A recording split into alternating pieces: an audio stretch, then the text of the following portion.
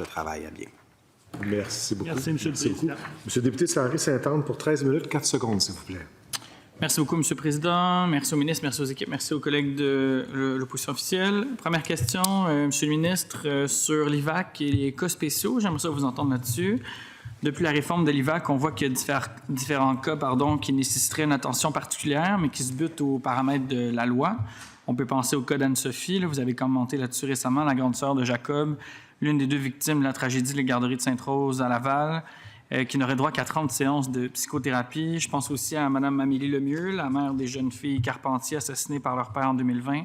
Je pense aussi aux autres victimes qui se mobilisent depuis des années. Vous vous êtes souvent montré très à l'écoute des personnes victimes. Pour Anne-Sophie, vous avez déclaré récemment que vous regardiez ce qui pouvait être fait dans ce dossier-là. Alors, ma question est la suivante.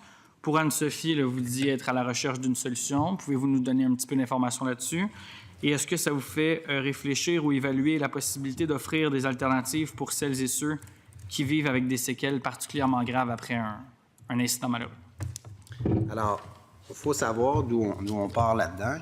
Lorsqu'on a décidé, notre gouvernement, de faire la réforme de l'indemnisation des victimes d'actes criminels, il y avait une liste d'infractions et plusieurs n'étaient pas couvertes.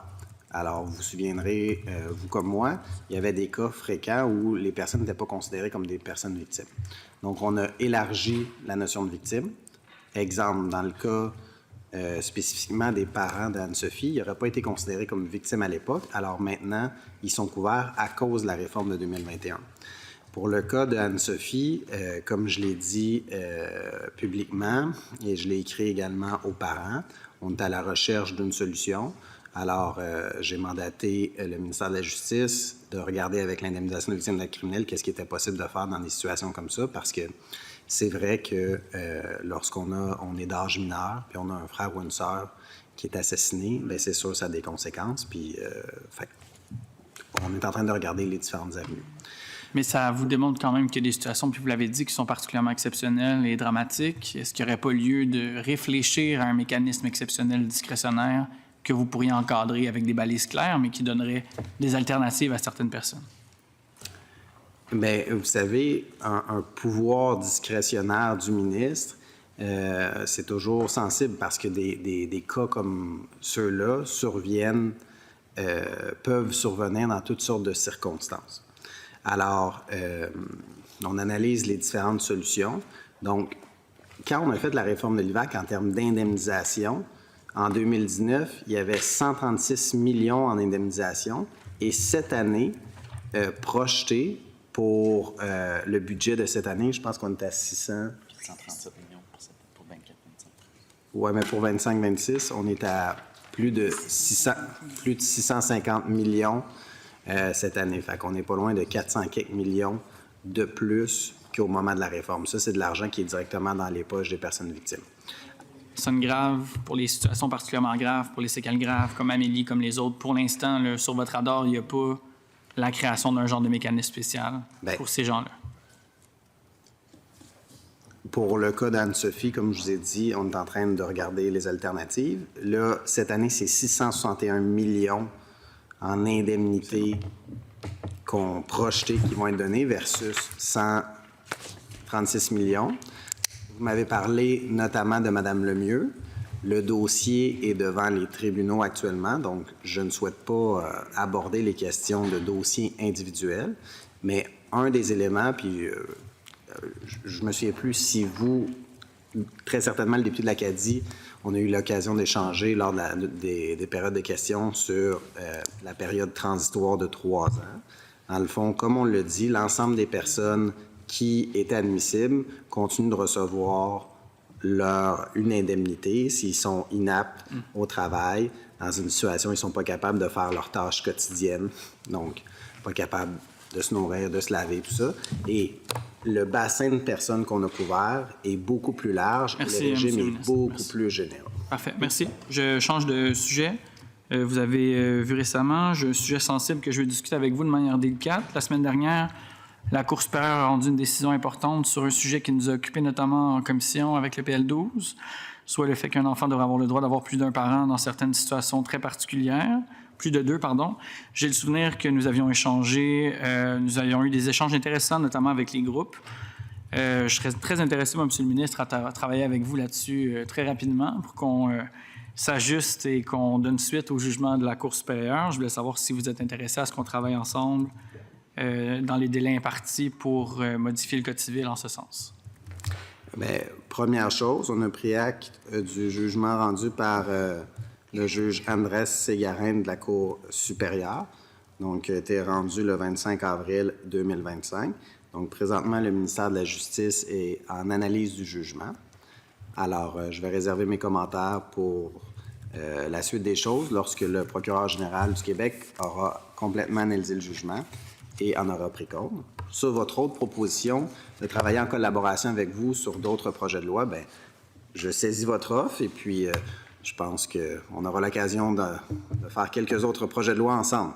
Donc, vous n'êtes pas prêt à vous avancer là, aujourd'hui, là, puisque le procureur général, je l'ai quand même ici, là, en cette salle. Vous en êtes? Je vous pose la question. Vous êtes là? On est aux études de crédit. Il y a des fonds publics engagés dans un appel devant la Cour d'appel. Le cas échéant, j'aimerais savoir si votre intention aujourd'hui, c'est de poursuivre en appel ou d'appliquer la modification au Code civil. Bien, comme je vous dis, aujourd'hui, on est le 29 avril. Je pense que sur un jugement d'importance comme ça, il faut prendre le temps de l'analyser. Et ce qu'on va faire avec les équipes du ministère de la Justice, équipes d'ailleurs qui sont extrêmement compétentes. Vous avez vu les 4 projets de loi qu'on a fait au cours des 3 dernières années en matière de réforme du droit de la famille. Je vous rappellerai qu'on a fait le projet de loi 2, le projet de loi 12, le 56 et le dernier, le 91. Sur la création du tribunal unifié de la famille. Alors, le législateur est intervenu en matière de droit de la famille. Il n'était pas intervenu depuis 1980.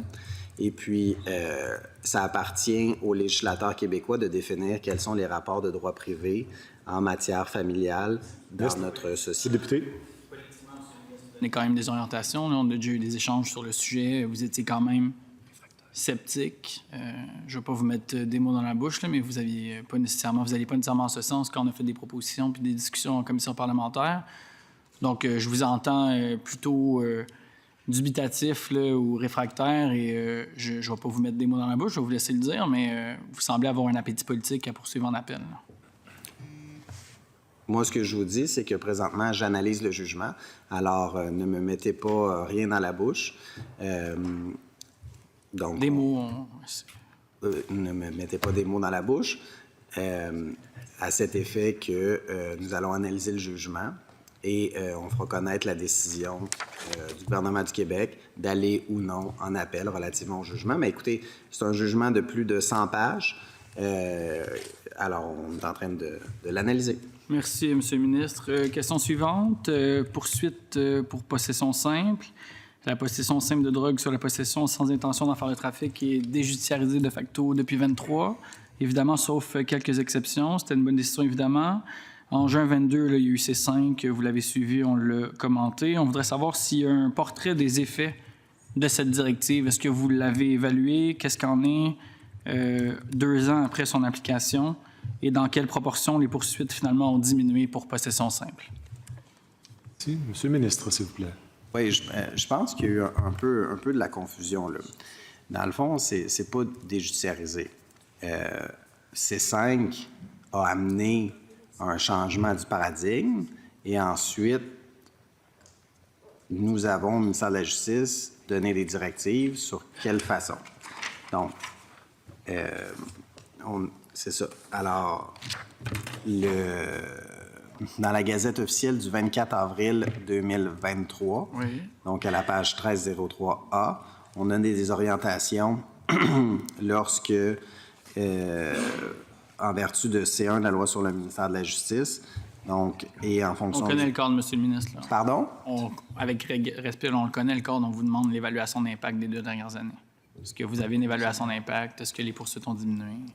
Bien, on est dans un régime où le fédéral a modifié C5 et a obligé les poursuivants des États fédérés à agir. Nous, on s'est assuré d'avoir un cadre strict, mais ça demeure pas moins qu'on était forcé d'agir à cause de l'action du gouvernement fédéral. Et d'ailleurs, dans C5 aussi, on se rappellera que les peines avec sursis sont désormais permises pour trafic d'armes à feu, trafic de drogue et agression sexuelle. Alors, il y a eu une l'Assemblée motion, nationale, tout à mais on fait. demande au gouvernement fédéral d'agir sur les agressions sexuelles, mais également sur les autres dossiers. Parce que si on veut avoir des communautés qui sont sécuritaires, si on veut s'assurer de lutter efficacement contre la Je suis d'accord, mais je criminalité... parle de possession simple. Est-ce qu'il y a une évaluation de la directive puis l'application des 2 dernières années ou il n'y en a pas? S'il n'y en a pas, je vais passer à la prochaine question. Mais est-ce que Cette année, il y a eu 290 dossiers en programme de mesures de rechange général, puis 243 en poste accusatoire. Ça, c'est une augmentation. On ne voyait pas ces chiffres-là avant. Est-ce que c'est une augmentation pour ça? On va vérifier, on va vérifier. Parfait. Monsieur le Président, juste noter l'engagement de fournir les données Merci, M. le ministre, de donner l'information à la commission, bien sûr. Merci. sur l'évolution depuis 2023. Parfait, c'est bien noté. Monsieur le député. Parfait. Merci beaucoup. J'aimerais ça vous entendre, Monsieur le ministre, aussi. Dans le cadre du mémoire prébudgétaire du barreau, il y avait des recommandations. Vous les connaissez notamment eu égard à l'aide juridique. Poursuivre les investissements en faveur de l'aide juridique en prévoyant une enveloppe budgétaire supplémentaire d'au moins 60 millions. Opérer un élargissement du chapitre 3 de la loi sur l'aide juridique afin d'inclure les personnes atteintes de troubles de santé mentale.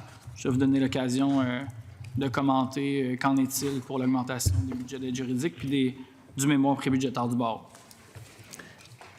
Bien, à chaque année, le budget de la Commission des services juridiques est un budget qui est important pour le ministère de la Justice du Québec, à hauteur de plusieurs centaines de millions pour la CSJ, donc par voie de transfert.